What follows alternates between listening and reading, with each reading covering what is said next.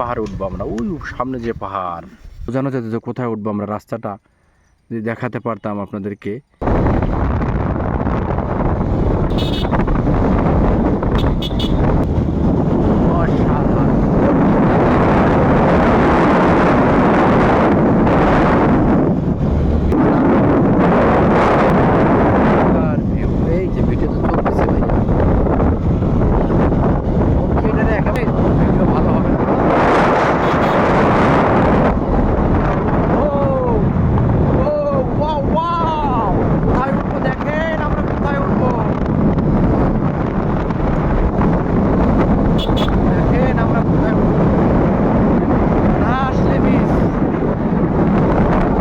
Bike না নিয়ে আসলে পাহাড়ের সুন্দর উপভোগ করা যাবে।